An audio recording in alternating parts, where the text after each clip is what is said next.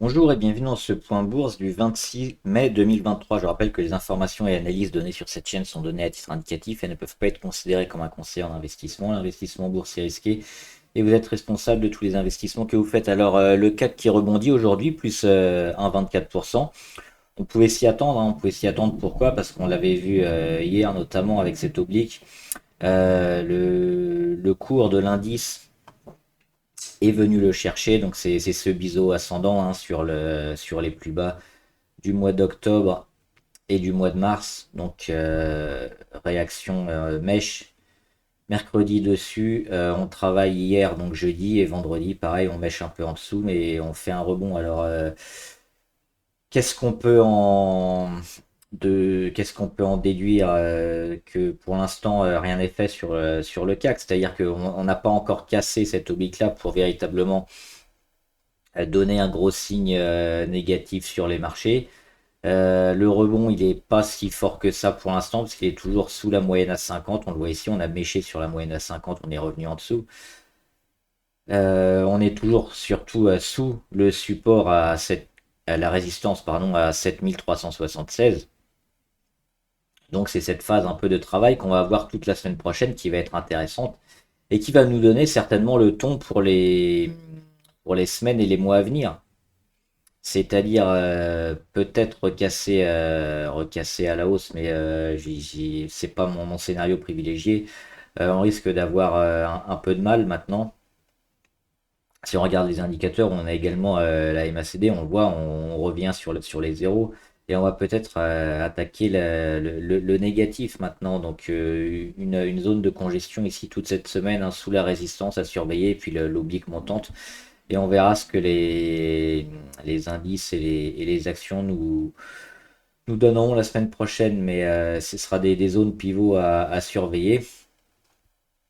Et on va regarder aussi avant ça, hop, le VIX notamment, hein, l'indice de volatilité, qui repart un peu à la hausse ces derniers jours, mais on voit il a pas dépassé les 20, hein, parce qu'on est déjà revenu sur les 17, donc pas de gros pics de volatilité monstrueux comme on a pu avoir, hein, ces derniers temps, notamment au mois de mars, où on avait dépassé les 30. Donc au niveau de la volatilité, pour l'instant, c'est relativement calme et on n'a pas d'excès du marché. Donc voilà les zones pivot à surveiller. Alors on va regarder juste rapidement les marchés US notamment, le dos. Alors le dos, hop, hier, il était ici. Aujourd'hui, il prend quasiment 1% à la mi-séance, 33 060 points. C'est-à-dire qu'il est ici, hein, donc il a rebondi où? Bah, sur son support, le support des 32 754, hein. C'est pour l'instant, hein, ça coïncide avec sa moyenne à 200, hein, qu'il a touché hier. Donc pareil, hein, c'est un rebond sur le dos et les marchés traditionnels plutôt logique, mais on n'a pas encore de grosses bonnes nouvelles sur ces niveaux-là. C'est plutôt du rebond technique à ce stade. Donc rien d'exceptionnel. Et sur le Nasdaq qui s'en sort mieux, hein, plus de 25. Il est revenu tester, hein, sa résistance ici, et puis il l'a recassé. Donc hier, il l'a recassé. Hop, on va zoomer. On était passé en dessous à mercredi, on casse à la hausse hier, et puis on continue aujourd'hui avec une grosse séance. Plutôt intéressant, hein. On l'a dit, pas mal de tech qui vont certainement être performés cet été.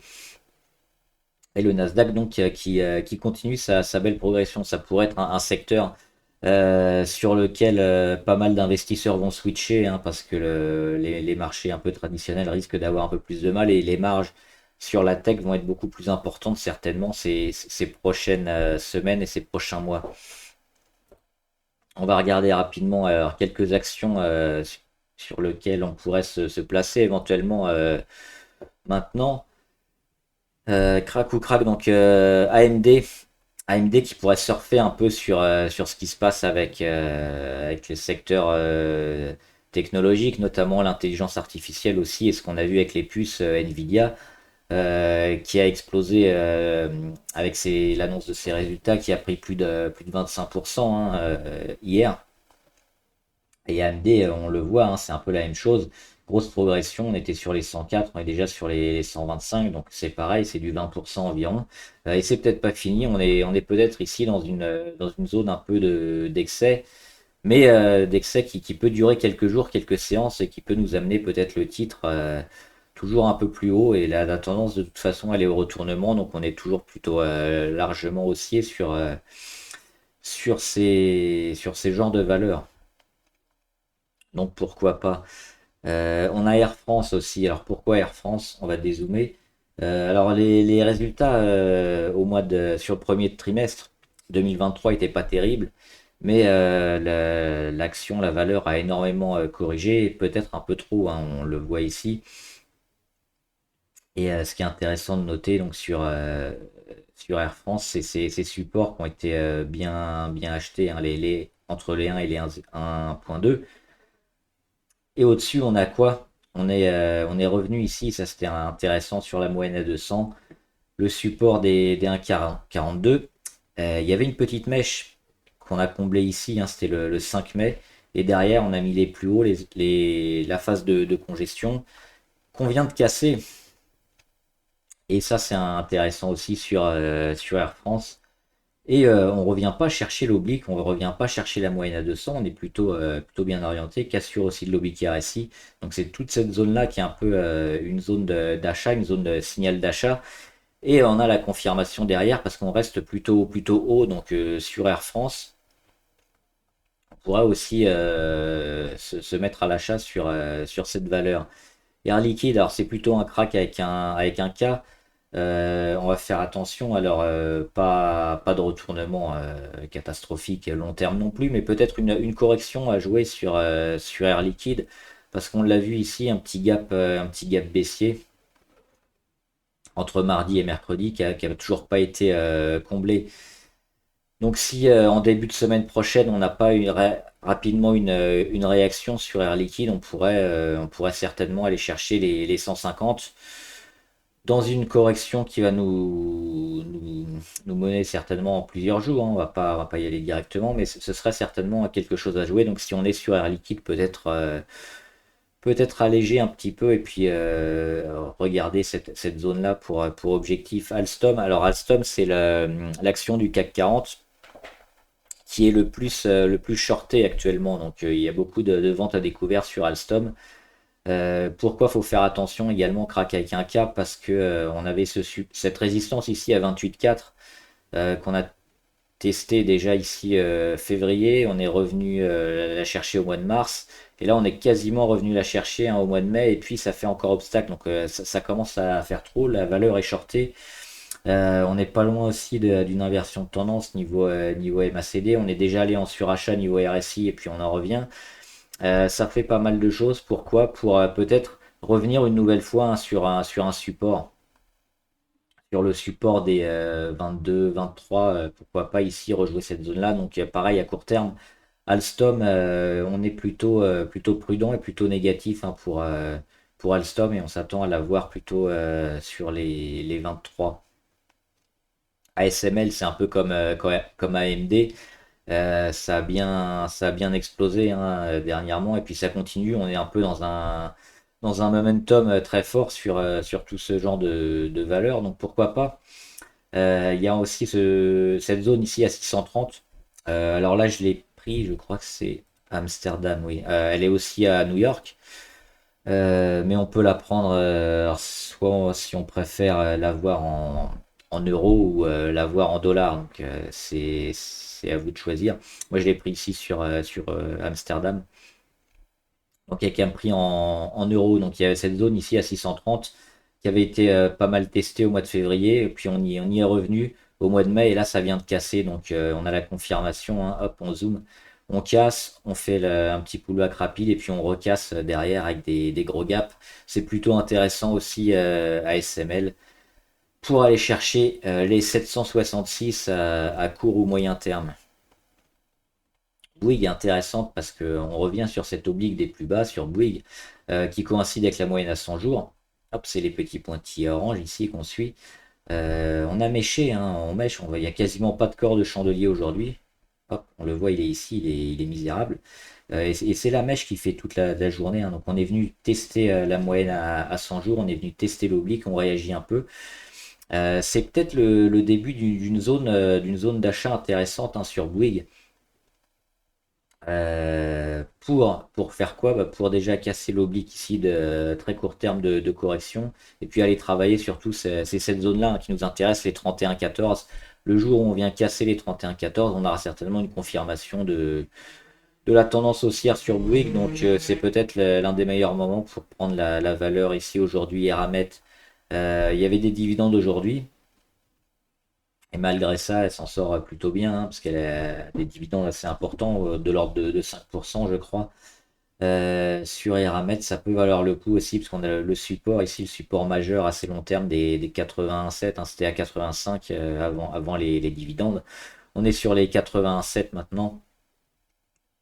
Et on a cette phase aussi de congestion avec les plus hauts de moins en moins hauts, qui vont certainement être rejoués prochainement pour être cassés à la hausse, hein. Eramet, c'est un producteur de métaux précieux, notamment. Eurofin Scientifique, ben, j'en parle depuis un moment aussi, avec le support des 60, hein, qui s'achètent, et c'est pareil. Je répète pas ce que j'ai dit, c'est certainement une zone très intéressante à acheter maintenant, parce que le ratio gain-risque est plutôt très favorable sur Eurofin, JC2Co. C'est la même chose avec les 18. Les 18 en support, donc si on tient, la semaine prochaine, ça pourrait lancer une nouvelle séquence dynamique sur JC2Co, pourquoi pas. Serge Ferrari, on a aussi une belle perte de la volatilité sur Serge Ferrari, avec une zone sur les 13, hein, qui est régulièrement achetée. Donc pareil, sur Serge Ferrari, on pourrait avoir un nouveau départ. On s'attend à voir la semaine prochaine, pourquoi pas, un petit pic de volume, et puis le début d'une nouvelle séquence à la hausse. Sur le titre, et enfin Unibail. Unibail, c'est un peu tôt, mais c'est pareil, la semaine prochaine, ça pourrait être un signal, hein, parce que là, on a fait quoi? On est venu chercher enfin cette zone des 42,7.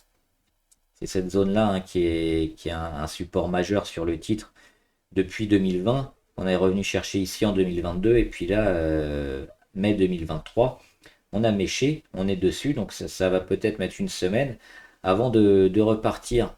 Moi, c'est une valeur auquel je pense, notamment me mettre dessus, hein, si rebond. Alors, il ne faudrait pas que tous les marchés se mettent dans le rouge. Dans ce cas-là, on évitera, hein, parce que ce genre de valeur, on est plutôt baissier, on le voit à moyen terme. Mais on pourra avoir une figure, notamment si on dépasse les 45, qui serait largement favorable et qui pourrait nous mener au-delà des 50 et plus, à court terme. Donc Unibail, c'est pareil. Pour l'instant, c'est un peu tôt, mais on surveille. On va faire rapidement les valeurs abonnées. Il y en avait juste deux. C'était Antero Ressources. Alors Antero Ressources, on le voit, ils sont ici sur un niveau d'achat un peu long terme, donc intéressant. On est revenu les tester une fois au mois de mars et au mois de mai. Ça a été racheté à chaque fois. C'est plutôt intéressant. Même si le titre est dégradé, hein, mais on a quand même ces deux belles zones entre les 19 et les 21 qui ont été rachetées, donc pourquoi pas se mettre sur le titre, avec toujours dans l'idée de le quitter si on vient à casser les 19 environ, parce que la tendance, elle est à la correction sur le titre, mais il y a de belles chances de repartir à la hausse. Et Sandridge, c'est un peu la même chose. On le voit avec cette zone, hein, bien rachetée. Ici au mois de juillet, au mois de septembre, et puis un peu plus tard, on est venu tester un peu plus bas, mais c'est des zones qui sont rachetées également, hein, au mois de mars et au mois de mai, et puis surtout cette grande oblique qu'on a réussi à casser ici au mois d'avril. Donc premier signal d'achat, breakout, le pullback qui se refait sur les mêmes niveaux, sur les 13 euros environ, et puis on repart. Alors on n'a pas réussi à casser les 17, mais on va certainement construire, hein, faire du zigzag, et puis le jour où on viendra casser une nouvelle fois les 17 ou les 17,7, ce sera certainement un signal un peu plus fort et plus long terme sur la valeur. Donc oui, pourquoi pas aussi se mettre sur la valeur, avec toujours en surveillant les supports à pas lâcher. Voilà, j'espère que la vidéo vous a aidé. N'hésitez pas à mettre en commentaire, hein, les valeurs que vous voulez qu'on analyse. les valeurs que vous suivez, que vous avez en portefeuille, qui sont prêtes à exploser, et puis à jouer aussi sur le jeu, hein. La semaine prochaine, le jeu reprend sur le CAC 40, donc, et puis le jeu spécial CAC 40 du 14 juillet, où il faut mettre la plage avec le nombre de points, hein, 4 points sur le CAC 40. Les règles sont expliquées sur la vidéo du 19 si vous voulez jouer pour gagner un point ou deux. Bon trade, à plus.